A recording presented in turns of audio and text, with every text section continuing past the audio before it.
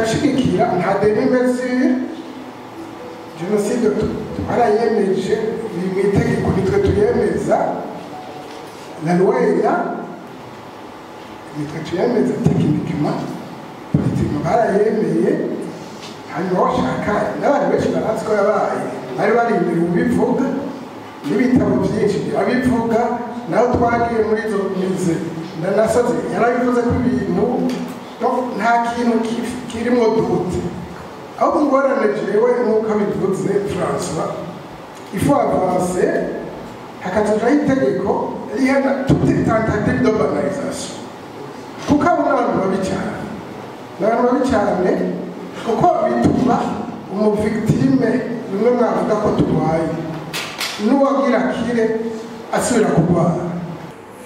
Aya matohoza ariko arakorwa aje nk'inyongera kuko tukiri mu matohoza abo twabaza baratubwira kwa naka harapfuye naka ugasanga bakubwiye nk'izina ry'umukirisu gusa cyangwa izina ry'igishenzi canke bakavuga bati hapfuye abantu 6 kwa naka ntibavuga amazina yabo. Ni ukuvuga yuko abo twumvirije baratubwiye ayo mazina. Uyu munsi rero aya matohoza aje gutanga umuco. Ni ukuvuga iki? Umuryango wose hamenyekane mbega umuryango abapfuye ni bande, amazina y'abapfuye ni bande, amazina yose hamwe n'umuryango udafise uwuvugira. Ni ukuvuga amatanu ngasigaye umubanyi ashobora kuvuga ati kwa naka hapfuye naka. Izi ntonde zija habona abantu ntibagume novuga mu mwijima wo kuvuga ngo ntibitomoye neza, bije gutomora gusa nayo ubundi hoho nta na kimwe bizohindura ibyo twamaze gushikiriza. Ariko na cyane turabaza n'inyandiko mu majambo make ico twaronse ngira ndabashikirize handi ho no basaba nimuze mu biro bya CVR musabe inyandiko zivyerekeye kuko n'ikiganiro twarakigize cerekeye bamurere identite yabo hanyuma no mu maraporo nka yose twarabisohoye muhetse mubanze mu byisomere. Uno munsi nagira ndababwire yuko mu mwaka uheze nk'iki gihe sentare ntahinyuzwa mu gisata cayo ca gasamburamanza yarashashe urubanza sinzi ko ariko bavyita aho isubiza iteka abantu bari baciriwe urubanza mu 2022 itariki ndayibuka neza babita abamenja.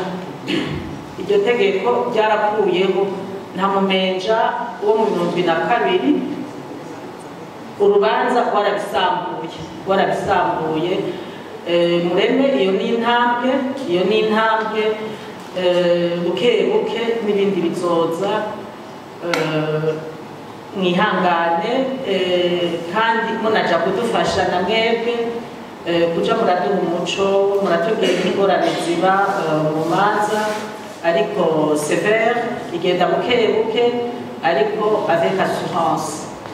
Rero nta gitoza kuvuga ngo tuvuge ngo turarwaye ntiturwaye oya abarundi uyu munsi turebera neza ko by'ukuri ibihe twagiye turacamo ibi twagiye turadondagura uburyo ubucanke buriya byaradukomerekeje n'uyu munsi biracadukomeretsa hanyuma kubera kuko tutarabyicarira ngo dufate umwanya wagutse wo kugira ngo turonke wese aronka akanya ko kuronka ingene ashobora kwifasha cyangwa afashwa mu buryo rusange cyangwa mu buryo bw'ikibano cyane kubera byabaye umwanya munini kubera atamuntu n'umwe yovuga ngo ntiyakozweko kuko nta murundi gushika uno munsi akuze yovuga ko atabuze umuntu biciye muri ibi bihe